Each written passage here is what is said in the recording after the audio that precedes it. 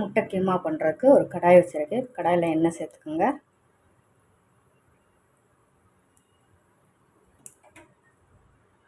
எண்ணெய் காஞ்சதும் சோம்பு, வெங்காயம்,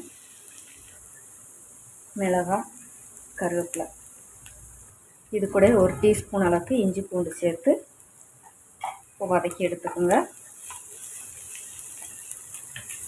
ஒரு தக்காளி எடுத்து மிக்ஸி சாரில் அரைச்சி எடுத்துருக்கேன். இப்போ அதையும் சேர்த்துக்கோங்க.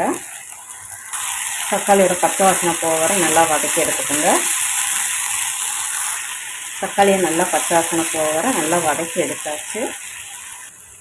ஒரு ஸ்பூன் மல்லிப்பொடி, 1/4 டீஸ்பூன் மஞ்சள் பொடி, 1 ஸ்பூன் மிளகாய் பொடி, 1/2 ஸ்பூன் கரம் மசாலா பொடி, இதை சேர்த்து நல்லா வதக்கி விட்டுக்கோங்க. 2 ஸ்பூன் தண்ணி சேர்த்து நல்லா வதக்கி எடுத்துக்கோங்க.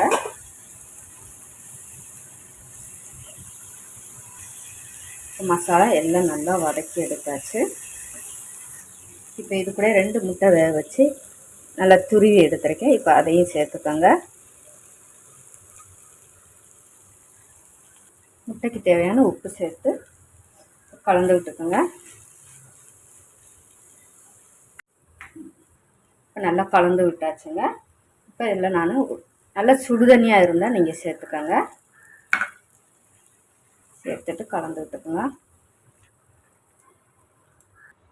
நல்லா கலந்து விட்டாச்சு. இந்த டயத்தில் உப்பு செக் பண்ணிவிட்டு நீங்கள் உப்பு காணலைன்னா சேர்த்துக்கலாம். 2 நிமிஷம் நம்ம சிம்மில் போட்டு எடுத்துக்கிறலாம். நல்லா 2 நிமிஷம் ஆயிடுச்சு. நம்ம ஏற்கனவே முட்டை வெந்தது தான். மசாலாவுமே நல்லா நம்ம குக் பண்ணிட்டோம். அருமையான எக்கு கீமா ரெடி ஆயிடுச்சுங்க. இது நல்லா சப்பாத்தி கூட, இடியாப்பம், சைடிஷாக தொட்டு சாப்பிட்றதுக்கு அருமையாக இருக்குங்க. அப்பத்துக்கெல்லாமே.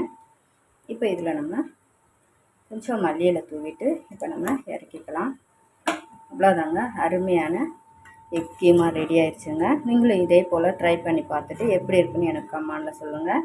இந்த வீடியோ பிடிச்சிருந்தா டேஸ்டி குக்கை சப்ஸ்கிரைப் பண்ணுங்கள், லைக் பண்ணுங்கள், கமெண்ட் பண்ணுங்கள். தேங்க்யூ.